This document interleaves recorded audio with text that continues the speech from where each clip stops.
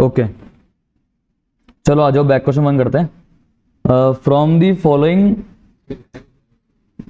Particulars extracted from the books of Ganguly, prepare trading and P&L account and balance sheet as at 31 March 2022। Sir Ganguly की books से क्या बनाना है हमारे को? Trading, P&L और balance sheet after making the necessary adjustments. आ जाओ तो देखो क्या क्या है कहानी। ये हमको दिया हुआ है ट्रायल बैलेंस। सबसे पहले मैंने आपको क्या सिखाया है, जब भी फाइनल अकाउंट से क्वेश्चन होता है तो हमारे को क्या पहले पढ़ना है सर? एडजस्टमेंट्स। क्या पढ़ना है जी? एडजस्टमेंट्स। तो पढ़ते हैं पहला पॉइंट क्या बोल रहा है। तो ये तो क्लोजिंग स्टॉक के लिए बोल रहा है, तो इसका तो ऊपर कभी भी हमको एडजस्टमेंट वैसे भी नहीं करना होता है, इसको तो हम सेपरेटली ही रिकॉर्ड करते हैं। ठीक है, इसको हम सेपरेटली ही रिकॉर्ड करते हैं। This include goods returned by customer on 31st March 2022 to the value of 15,000 for which no entry has been passed in the books। ये कह रहा है कि जो क्लोजिंग स्टॉक हम आपको बता रहे हैं ना, इनमें जो कस्टमर ने हमको रिटर्न कर दिया था गुड्स, यानी कि सेल्स रिटर्न कर दी थी, वो हमने इंक्लूड कर दिए, बट उसके बुक्स में कोई एंट्री पास नहीं हुई। तो अब करने की जरूरत थोड़ी ना है, वो तो इंक्लूड कर लिया ना मैंने। ये करने की जरूरत है? करने की जरूरत तो है यार। Sales return account debit to customer या डेटर, तो अकाउंट एंट्री करनी पड़ेगी भाई साहब, एडजस्ट तो करना पड़ेगा। अपन ने उसको सेल्स मान रखा है, जब फिर रिटर्न होके आ गया तो सेल्स रिटर्न मानना पड़ेगा और डेटर को भी कम करना पड़ेगा। तो ठीक है सर, इसका एडजस्टमेंट कर देंगे अपन एंट्री पास करके। फिर ये बोल रहे हैं परचेज में, तो एक काम करो, इसमें एंट्री होगी तो ऊपर जाके डेटर में भी स्टार लगा दो, और सेल्स रिटर्न नहीं दिया हुआ है क्या, उसमें भी स्टार लगा दो। फिर बोल रहा है परचेज के अंदर हमने फर्नीचर परचेज किया, वो इंक्लूड कर दिया, तो परचेज में भी स्टार लगा दो। और फर्नीचर दिया हुआ है क्या, फर्नीचर में भी स्टार लगा दो। डेप्रिसिएशन प्रोवाइड करना है फर्नीचर पे एक और स्टार लगा दो। Loan account from Dena bank in the books of Ganguly appears as follows. Loan account from Dena bank, loan account कहां दिया चेक करो, देखो loan account from Dena bank, loan from Dena है तो लाइबिलिटी अपनी 1 लाख रुपए क्लोजिंग बैलेंस दिया हुआ है क्या अपने को? ठीक है, ओपनिंग बैलेंस कितना था बोले? 50,000 था, उसके बाद क्लोजिंग हो गया 1 लाख, और 50,000 रुपए का लोन अपन ने ईयर एंड पे और ले लिया। तो ये अकाउंट अपने को क्या बता रहा है, मतलब ये क्या कैलकुलेट करने में काम आएगा? किस चीज को कैलकुलेट करने में काम आएगा? इंटरेस्ट को कैलकुलेट करने में काम आएगा। तो ये इंटरेस्ट पेड पे स्टार लगा दो, क्योंकि जो लोन मैंने मिड ऑफ द ईयर में जो मैंने ईयर एंड पे लिया उस पर तो इंटरेस्ट लगना ही नहीं चाहिए ना। ठीक है। 5th पॉइंट, सन्ड्री डेटर में 20,000 ऐसे हैं जो हम रॉबर्ट से मांगते हैं, और सन्ड्री क्रेडिटर में 10,000 ऐसे हैं जो रॉबर्ट को देना है। रॉबर्ट एक कॉमन बंदा है जिससे हमको 20,000 लेने भी हैं और 10,000 देने भी हैं, तो इसका भी कुछ एडजस्टमेंट होगा। ठीक है, तो सन्ड्री डेटर में एक और स्टार, सन्ड्री क्रेडिटर में भी एक और स्टार, सन्ड्री क्रेडिटर में भी एक स्टार लगा दो, तो वो एडजस्टमेंट होगा। बताएंगे क्या, आगे चलो। फिर इंटरेस्ट पेड बोल रहा है, इंटरेस्ट पेड में देना बैंक का तो 3,000 ही है, तो देखो ऊपर इंटरेस्ट पेड कितना दिया हुआ है? 4,500 दिया हुआ है, इसमें से 3,000 देना बैंक का है और बाकी 1,500 अदर है। ओके, कोई दिक्कत नहीं, आगे चलते हैं। फिर बोल रहा है कि इंटरेस्ट रिसीव जो हुआ है उसमें 1,000 तो डेटर से मिला है, क्योंकि उसने हमारे को पेमेंट लेट किया था, और बाकी बचा हुआ इन्वेस्टमेंट मिला है। देखो इंटरेस्ट रिसीव्ड कितना है, इंटरेस्ट रिसीव्ड कितना है, कम ऑन चेक करो। तो इसमें से 1,000 तो डेटर से मिला है, तो बताना इन्वेस्टमेंट पे कितना मिला होगा? 6,250। सर तो ये क्यों दे रहा है अपने को ब्रेकअप, क्या मतलब है इसका? अरे सर अभी वो कैलकुलेट करके चेक नहीं करेंगे क्या कि इन्वेस्टमेंट पे कितना इंटरेस्ट कमाया, तो वहां पे ये काम आएगा, तो वहां पे ये काम आएगा। अपन देखेंगे ना कि अपन ने इन्वेस्टमेंट कर रखा है 5% के रेट से, तो कितना इंटरेस्ट अपने को मिलना चाहिए और कितना मिला है। ठीक है, हमने कितने रुपए का डिपॉजिट कर रखा है 10% की रेट से, तो कितना इंटरेस्ट मिलना चाहिए और कितना मिला है, वो चेक करने में काम आएगा अपने, है ना। अच्छा क्वेश्चन है ये। फिर बोल रहा है कि इंटरेस्ट पेबल टू देना बैंक के लिए आप प्रोविजन बनाओ, मतलब आउटस्टैंडिंग इंटरेस्ट की एंट्री पास करो, और जो इंटरेस्ट मिलना है आपको उसकी भी एंट्री पास करो। तो ठीक है, वो तो हम वैसे भी करते, तू नहीं बोलता तो 8 पॉइंट अगर नहीं बोलता तो भी तो एंट्री करते, हम एंट्री नहीं करते आउटस्टैंडिंग इंटरेस्ट की, करते ही हम तो। फिर बोल रहा है कि प्रोविजन भी बनाओ आप, doubtful debt paid 5% on balance under sundry debtor, no such provision need to be made for deposit. Deposit के ऊपर कोई बनाने की जरूरत नहीं है, जो डेटर से पैसा मांगते हो आप, उसके ऊपर 5% का प्रोविजन बना दो। तो देखो प्रोविजन ऑलरेडी बना हुआ है क्या, चेक करो। नहीं, तो प्रोविजन बनाना है तो डेटर पे एक और स्टार लगा दिया। ठीक है जी। अच्छा बैड डेट्स दिया, क्या चेक करना bad debts, come on bad debts नहीं दिया हुआ है, चलो छोड़ो। अब सबसे पहले आ जाओ एडजस्टमेंट की बात करते हैं। सर कर तो ली। अब एडजस्टमेंट पे स्टार लगाने के बाद सर हम तो उन आइटम्स की बात करते हैं जिन पे कोई स्टार नहीं है। कुछ समझ में आ रहा है क्या? तो चलो भैया, जिन पे कोई स्टार नहीं है उनको अपनी मंजिल तक छोड़ के आते हैं। ठीक है, आ जाओ देखें। गांगुली कैपिटल अकाउंट,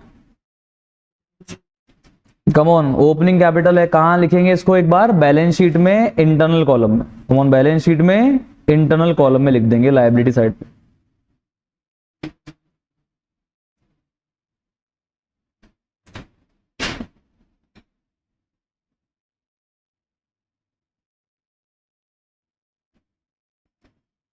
कितना दिया हुआ है भाई? 5,40,500। सेट है। चलो आगे बताओ, कम ऑन, बताया जाओ। आप तो ओपनिंग स्टॉक कहाँ आएगा? ट्रेडिंग के डेबिट साइड। सेल्स कहाँ आएगी? ट्रेडिंग के क्रेडिट साइड, इंटरनल कॉलम में। सेल्स में नहीं है, रिटर्न में। तो वो तो बाद में कर देंगे, क्या फर्क पड़ रहा है। टू ओपनिंग स्टॉक कितना है? 2,34,000। ओके, क्रेडिट साइड में बाय से सकते हैं हम।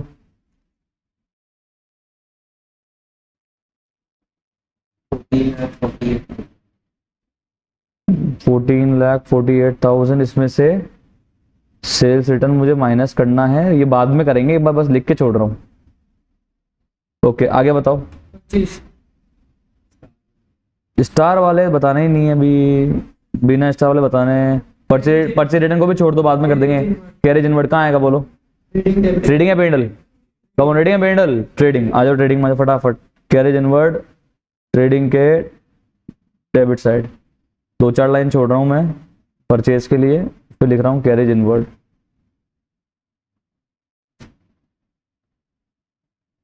कितने रुपए? 90। Okay next. कैरेज इनवर्ड के बाद में रेंट, रेंट के बाद में सैलरी। हाँ कहाँ जाएगा रे सर? रेंट और सैलरी दोनों बेंडल में जाएगा। चलो बेंडल में चलो। अब देखो मैंने तो एक साथ बनाया है ट्रेडिंग बेंडल, तो मैं क्या कर रहा हूँ ना, देखो मुझे थोड़ा सा आइडिया से एक जगह बीच में बाइफरकेट कर दे रहा हूँ कि ठीक है भाई यहाँ तक तो मेरा रेटिंग बन ही जाएगा, और उसके बाद में पेंडल बना लूंगा यहाँ पे।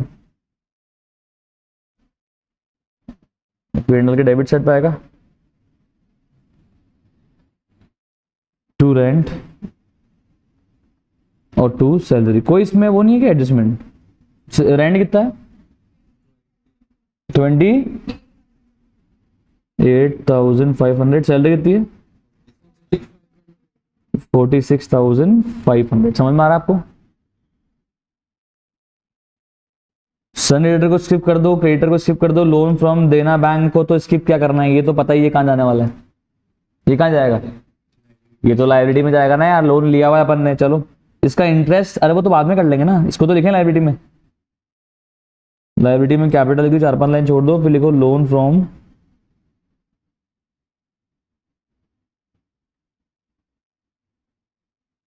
देना बैंक। कम ऑन कितना है? 1 लाख। आगे यहाँ तक, आगे चलो। प्रिंटिंग स्टेशनरी, एडवर्टाइजमेंट और सर, हाँ तो बस ये दोनों कहाँ जाएंगे अपने? पेंडल के डेबिट साइड। चलो आ जाओ।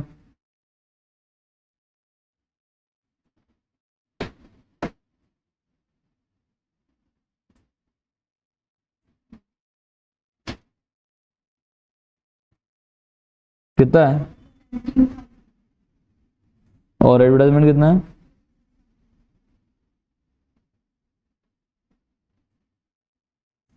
56,000। ओके आगे चलो। इंटरेस्ट में तो एडजस्टमेंट है, इसको छोड़ दिया भी मैंने, छेड़ा ही नहीं। Cash with trader bank limited, अरे कुल मिला के बैंक का पैसा है ये, कैश नहीं। क्या है ये? Bank balance. क्या है? Come on, bank balance. क्या है ये? Bank balance. कहाँ लिखेंगे? बैलेंस शीट में असेट साइड, 2-4 लाइन ऊपर छोड़ के फिर लिखना cash with bank. Come on कितना है? 40,000। डिस्काउंट रिसीव्ड है, नेक्स्ट आइटम कहाँ जाएगा? P&L में क्रेडिट साइड।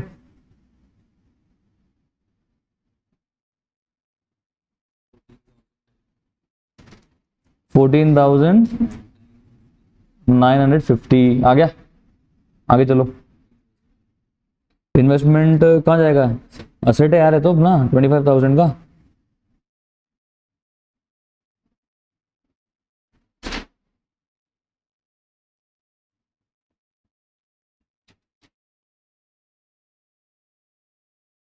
आगे बताओ। Discount allowed expense debit side में जाएगा, पेंडल में जनरल एक्सपेंस डेबिट साइड में जाएगा, ऑडिट फीस डेबिट साइड में, फायर इंश्योरेंस में डेबिट साइड, ट्रेवलिंग एक्सपेंस भी डेबिट साइड में, पोस्टेज टेलीग्राम भी डेबिट साइड में। तो ये सारे फटाफट से पेंडल के डेबिट साइड में लिख दीजिए। Discount allowed general expense.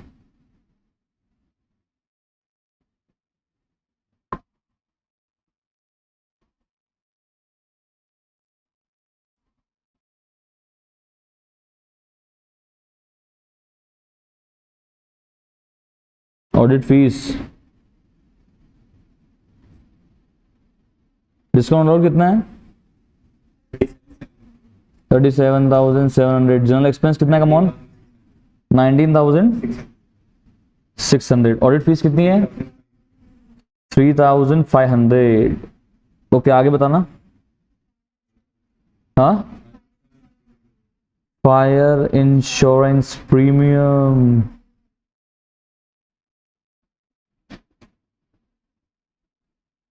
$3,000। उसके बाद उसके बाद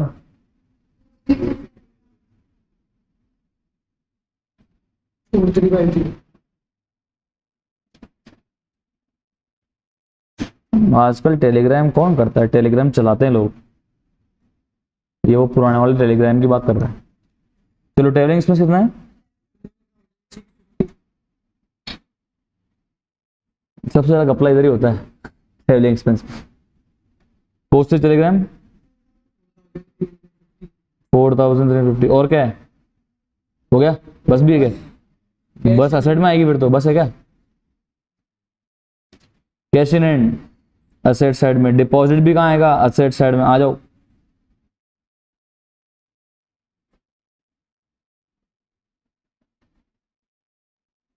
कैश इन एंड कितना है? 1900। बहुत ज्यादा है ना? डिपॉजिट कितना? डिपॉजिट 1150। बताया क्या? समझ में आ गया? पक्की बात लिख दिया है तो। ड्राइंग ड्राइंग ड्राइंग का क्या करेंगे? कैपिटल से लेस कर देंगे। क्या एंट्री हो जाती है ड्राइंग को रिड्यूस करने की? Capital account debit to drawing. Capital account debit to drawing. कितना है ड्राइंग?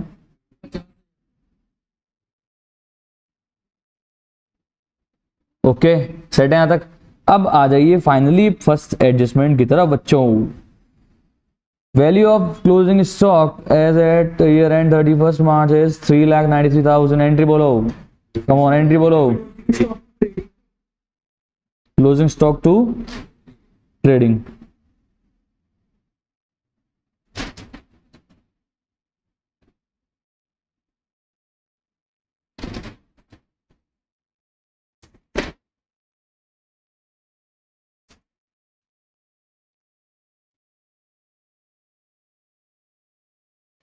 कितने रुपए?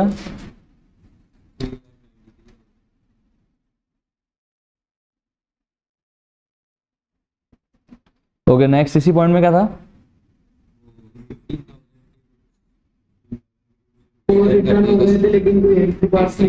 एंट्री पास नहीं हुई थी ना सेल्स रिटर्न की। अब कर देते हैं sales return account debit to. कितना है? 15,000 15,000।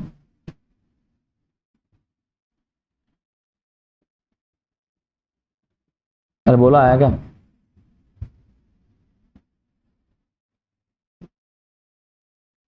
ओके तो अब इसको लिख के आए जाके। कहाँ का जाना पड़ेगा? ट्रेडिंग के क्रेडिट साइड चलना पड़ेगा।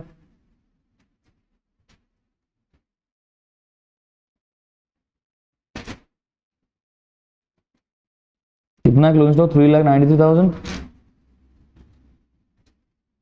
और सेल्स रिटर्न कितना दिया हुआ था आपको अंदर ट्रायल बैलेंस में चेक करना बच्चों 43,000 बस प्लस नया कितना आ गया कितना हो गया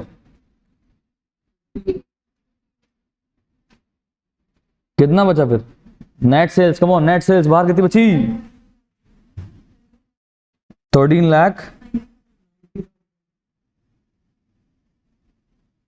सेट है यहां तक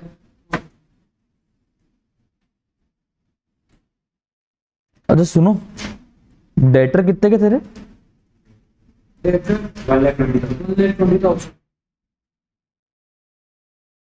अभी कितने माइनस कर दिए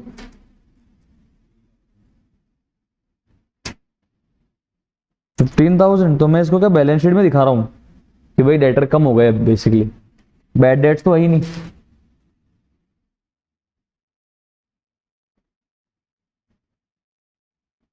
ओके सेट है यहां तक बैड डेट्स होती तो वो भी डेटर से माइनस कर देता भाई बैड डेट्स नहीं है तो माइनस नहीं किया चले आगे ओके नेक्स्ट एडजस्टमेंट की तरफ चलो फटाफट बच्चों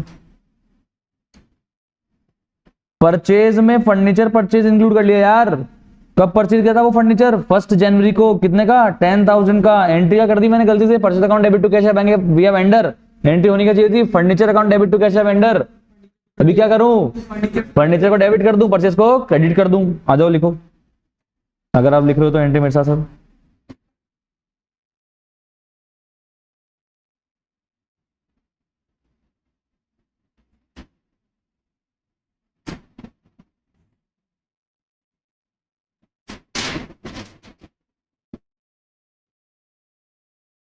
कितने रुपए 10,000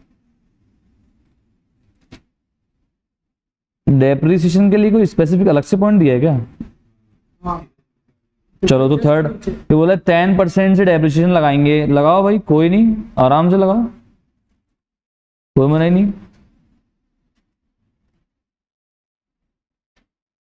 एंट्री बोलो पहले तो आप मेरे को फर्नीचर फिर इनको क्या एक साथ एडजस्ट कर देंगे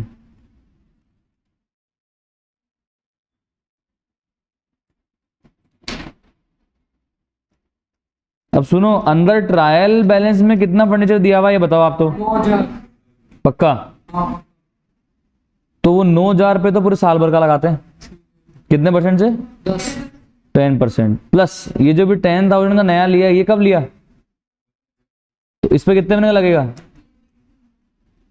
तो बताओ कितना आ रहा है टोटल 1,150 अभी डेप्रिसिएशन कितना जाएगा P&L में क्या एंट्री होगी P&L account debit to depreciation लिख लो ये एंट्री लिख लो क्यों सारी कर रहे हो यार इसको नहीं आ रहा समझ में लिख लो ना भाई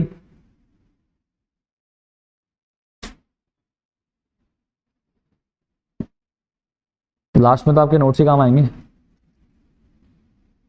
एक दिन पहले थोड़ा सब वीडियो खोलो और देख लोगे कितना ही दुनिया ऑनलाइन चले जाओ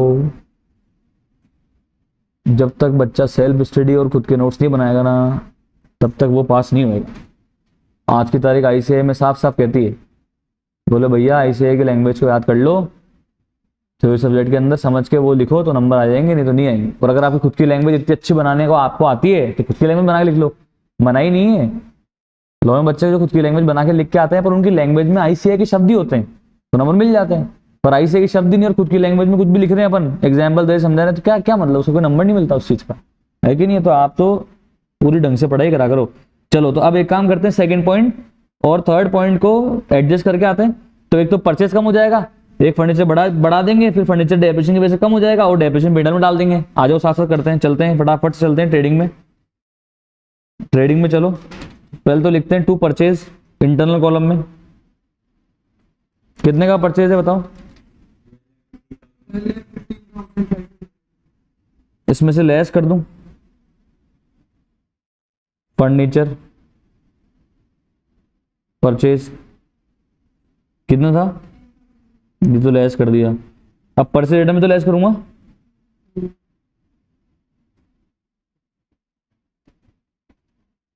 कितना 29,000 कितना के बाहर 11,67,500 11,67,000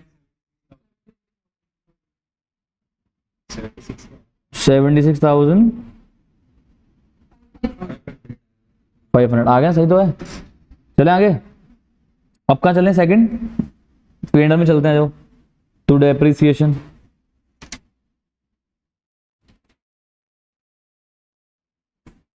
कितना आया था 1,150। अब चलते हैं बैलेंस शीट में। बैलेंस शीट में लिखते हैं फर्नीचर, कितने का था 9,000 का ना, ऐड कराओ दिखा दो अपन। आप चाहो तो डायरेक्ट भी लिख सकते हो यार, कोई दिक्कत नहीं है डेप्रिसिएशन वगैरह माइनस करके, बट ठीक है मैं फर्नीचर का अकाउंट तो बना नहीं रहा तो मैं यहाँ पे शो कर रहा हूँ।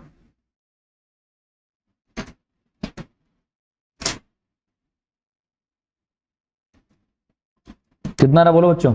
9,000 प्लस 10,000 माइनस 1,150 17,000 आ गया। अरे बोलो यार, पक्की बात, कोई दिक्कत, हो गया एडजस्ट। चलो अब आ जाओ, अब तो चालू हुआ है क्वेश्चन। 4th पॉइंट पे आ जाओ फटाफट। अकाउंट बनाने के देने की क्या जरूरत थी? जरूरत तो थी। कैसे? इसका मतलब बोले सर साल के स्टार्टिंग में 50,000 रुपीज ही थे, फिर ये तो अपन ने 50,000 ईयर एंड पे लिए हैं, तो ब्याज किस पे लगेगा? पूरे 1,00,000 पे या 50,000 पे? जो ओपनिंग से लेके ईयर एंड तक यूज किया उस पे तो ब्याज लगेगा। तो 50,000 पे 12% के हिसाब से कितना ब्याज लग रहा है? कितना? 6,000 पक्का। इंटरेस्ट पेड में देना बैंक का इंटरेस्ट कितना है? दिया था ना यार अपने को आगे पॉइंट में, देखो ना यार क्या कर रहे हो यार। और बंद कितना रहा है? 6,000, मतलब 6 में से कितने दिए? 3,000। कितने नहीं दिए? 3,000। तो 3,000 क्या हो गए? आउटस्टैंडिंग एंट्री हो गई।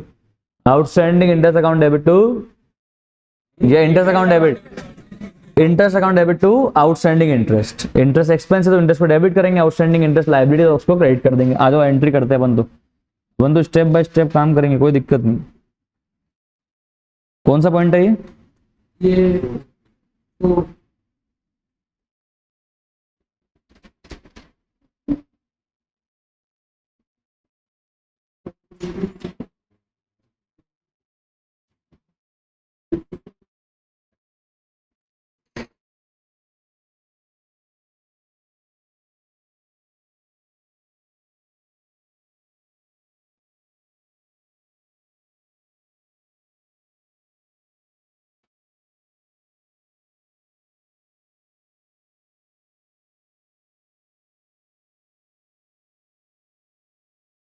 कैसे आया ये? 50,000 का 12% होना चाहिए 6,000 पर 3,000 ऑलरेडी पेड है तो 3,000 रुपए अनपेड था। ये पहली एंट्री हो गई। अब दूसरी एंट्री क्या हो जाएगी? P&L account debit to interest.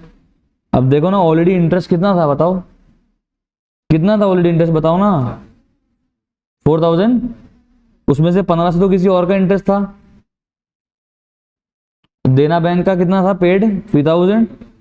और कितना अनपेड हो गया? 3,000। तो ये जो टोटल 6,000 हुआ है ये तो देना बैंक का है, और ये 1,500 किसी और चीज का है अपनी। समझ में आया क्या आपको? हो सकता है ना क्रेडिटर वगैरह को चुकाया हो मैंने, लेट इंटरेस्ट, लेट पेमेंट करते टाइम पे, कुछ भी हो सकता है यार। तो ये 6,000 रुपये तो है देना बैंक का, और ये है अदर। तो P&L में टोटल इंटरेस्ट कितना जाएगा जी? समझ में आया क्या? अरे आया कि नहीं बच्चों? पक्का एकदम?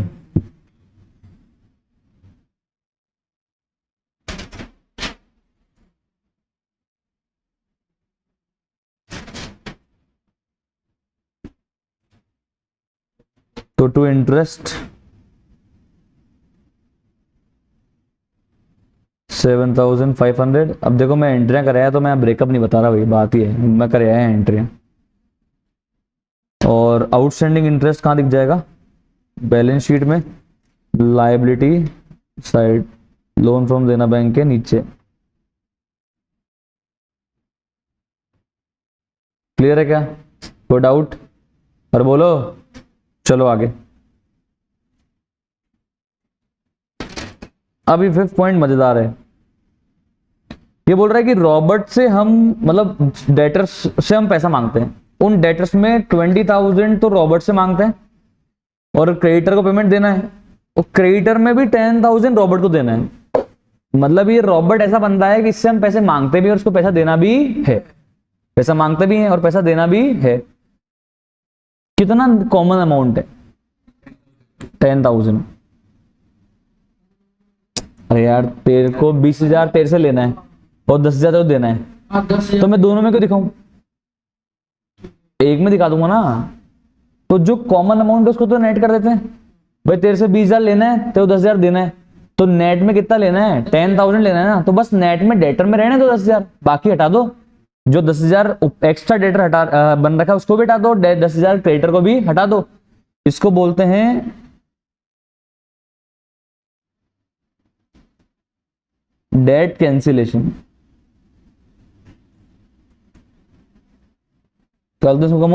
Date cancellation. और इसकी एंट्री बताऊं क्या होगी? Sundry creditor account debit to sundry debtor. पर कितने अमाउंट से? 20,000 से 10,000 से? 10,000। दोनों में 10,000 कॉमन है, 10,000 से होगी। पॉइंट नंबर 5 है ना ये। देखो एंट्री करोगे ना सुख पाओगे जिंदगी में।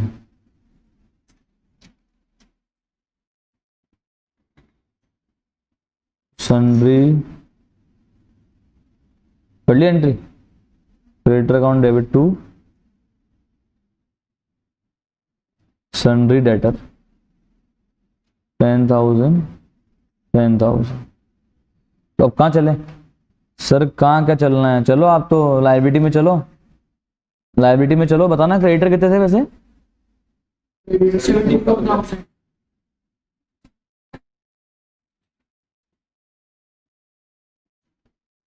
उसमें से लेस कर दूं, ड्यू फ्रॉम रॉबर्ट,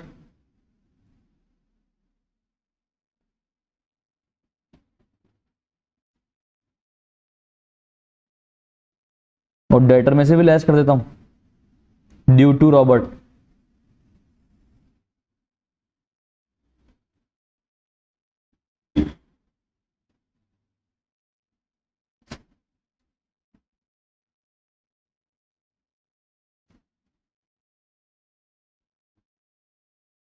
आया क्या? अरे बोलो यार, कोई दिक्कत? पक्का समझ में आ गया? ओके, अब आ जाओ आगे। 6 पॉइंट का तो देख ही लिया अपन ने, एडजस्टमेंट। 7 में आ जाओ, इंटरेस्ट रिसीव्ड। चलो आओ इंटरेस्ट की बात करते हैं। इंटरेस्ट रिसीव्ड में बोल रहा है कि मिला तो 7,250 आपको इंटरेस्ट, बट इस 7,250 में से 1,000 का इंटरेस्ट तो हमको डेटर्स से मिला है। कहां से मिला है? डेटर्स से। क्यों डेटर्स से क्यों मिलता है इंटरेस्ट? उन्होंने लेट पेमेंट किया होगा इसलिए उनसे इंटरेस्ट 1,000 का मिला है, तो इनकम ही है। इसका मतलब हमारे को बाकी इंटरेस्ट इन्वेस्टमेंट या डिपॉजिट से मिला है। तो अब बाकी इंटरेस्ट की इंफॉर्मेशन दी हुई है क्या? बोलो ना यार। नहीं दी। बाकी की कोई भी इंफॉर्मेशन नहीं दी हुई कि बाकी में इन्वेस्टमेंट से कितना मिला है और डिपॉजिट से कितना मिला है। कुछ समझ में आ रहा है क्या? बोला नहीं आया क्या?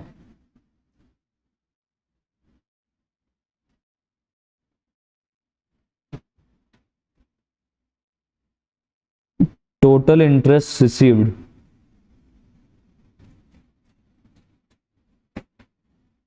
$7,250 है ना? 7,250 है ना?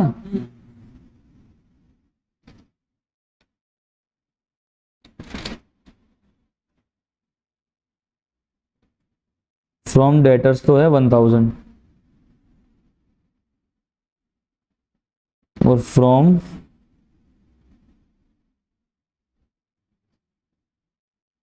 इन्वेस्टमेंट एंड डिपॉजिट कितना है रिमेनिंग? 6250। ठीक है जी, कोई दिक्कत नहीं। आगे देखिए, अब आ जाइए वापस से अपने क्वेश्चन पे।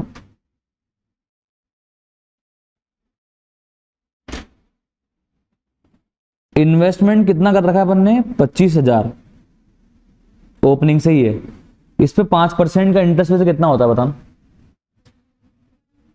1250। और डिपॉजिट कितना कर रखा है? 1.5 लाख। तो 10% के हिसाब से कितना इंटरेस्ट होना चाहिए? कितना होना चाहिए? 15,000। तो 15,000 प्लस 1250 कितना हो गया? 16,250। यही हुआ ना?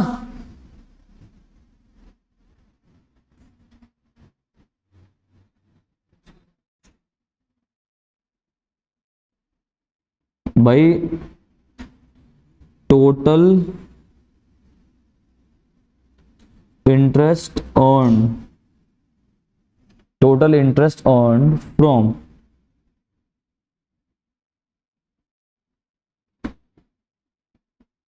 Investment and deposit. तो इन्वेस्टमेंट तो है 25,000 का, उस पर 5%, और डिपॉजिट 1.5 लाख का, उस पर 10%। तो टोटल इंटरेस्ट अर्न कितना हो गया? 16,250। उसमें से मिल कितना गया? 6250। तो ये तो हो गया ए, ये हो गया आपके बी। तो बताओ क्या आ जाएगा? बताओ क्या आ जाएगा? Accrued interest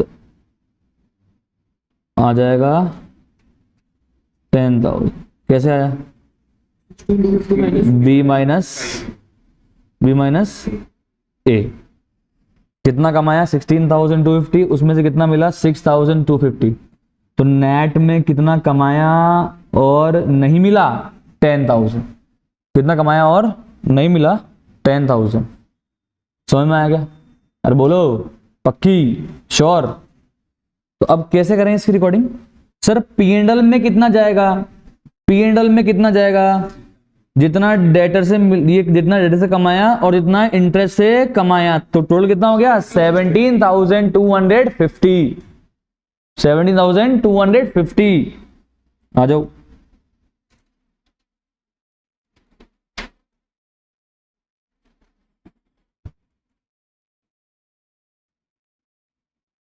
by interest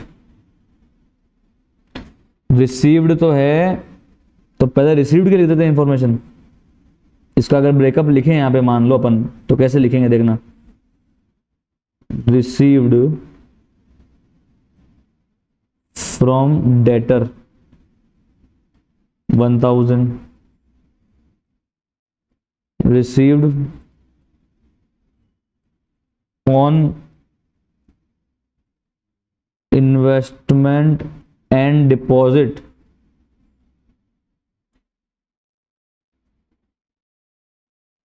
6,250 plus accrued interest कितना है? 10,000। तो ओवरऑल कितना हो गया? 17,250। आई होप ये क्लियर होगा एकदम डिटेल में। समझ में आया क्या? बैलेंस शीट में कितना जाएगा? 10,000। वो भी कौन सा वाला पार्ट? Accrued interest.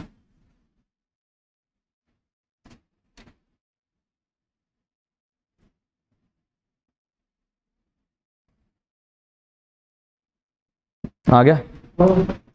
आ गया कि नहीं आ गया? कोई डाउट? हाँ, अब क्या बचा है? अब तो सर ये 8 पॉइंट तो हो ही गया ऑटोमेटिकली। अब 9 पॉइंट बोल रहा है कि जो रिमेनिंग डेटर है उस पर आप 5% का प्रोविजन बना देना। अभी बनाते हैं। रिमेनिंग डेटर कितने मेरे को बताओ पहले एक बार आप। 95,000 के। कैसे आया? 1,20,000 की डेटर में से 15,000 का सेटन माइनस किया, 10,000 का रॉबर्ट का म्यूचुअल डेट कैंसिल किया, तो कितना बचा? 95,000। 95,000 का 5% कितना हुआ?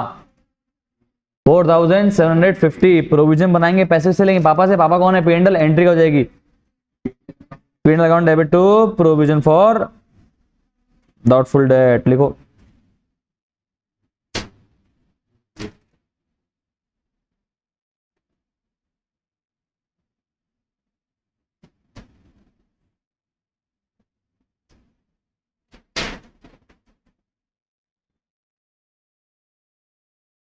$4,000 आया कि नहीं आया? पक्की बात। अब ये अब प्रोविजन बना दिया तो क्लोजिंग बैलेंस में बचेगा। अब क्लोजिंग बैलेंस बचेगा तो बैलेंस शीट में दिखना चाहिए, पर कहां दिखाएंगे? डेटर में से माइनस करके।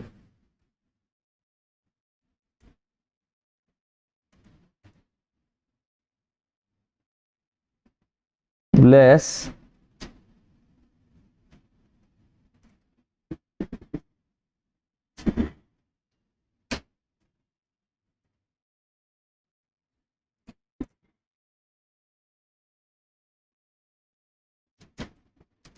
कितना डेटर?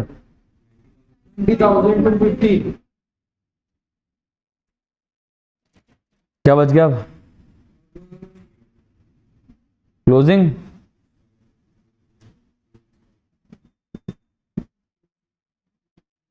क्लोजिंग स्टॉक लिख दिया अपने ट्रेडिंग में, बस बैलेंस शीट में लिख देते हैं फटाफट से।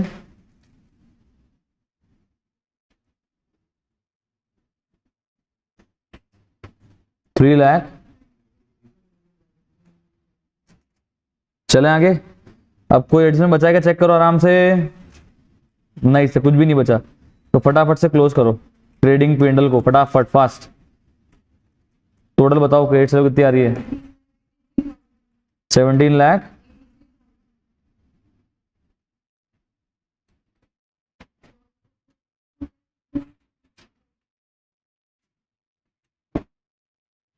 $2 लाख।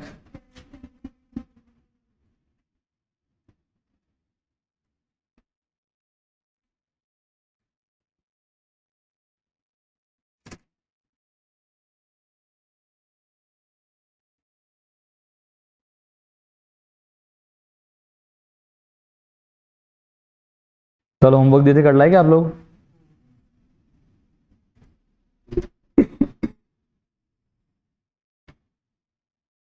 इस प्रॉफिट को पेंडल में ट्रांसफर कर देंगे।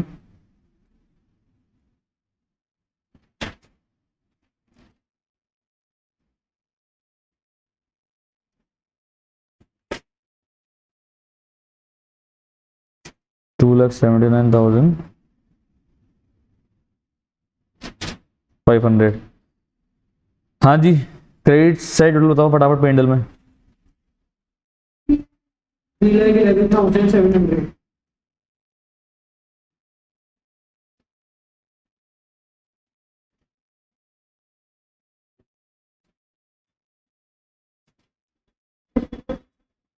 बताओ भाई, नेटवर्क बताओ। 70,000।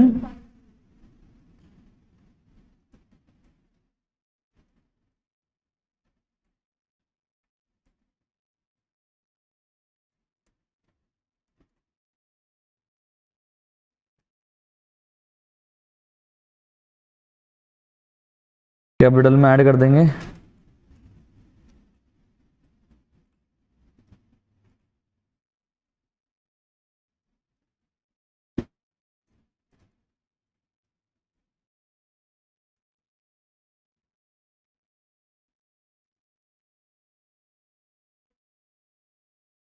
$5,61,000। अब टोटल लगाइए बच्चों, कितनी आ रही है?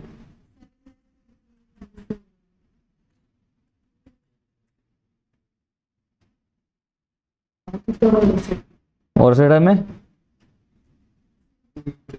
7,28,000। वो लिख दिया क्या? वो मैच नहीं हो गया भाई? 7,28,000 नहीं, तुम्हारी मैच नहीं हुई क्या? वो क्या हो गया? इसमें नेट प्रॉफिट अलग है।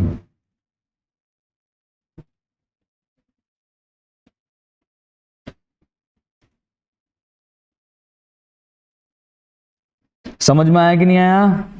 तो ये था सबसे बड़ा इलस्ट्रेशन आपकी, सबसे बड़ा क्वेश्चन आपके फर्स्ट बुक का, फाइनल अकाउंट्स का। तो हमने ये कर दिया है। आई होप एक एक चीज क्लियर हो गई होगी। पक्का?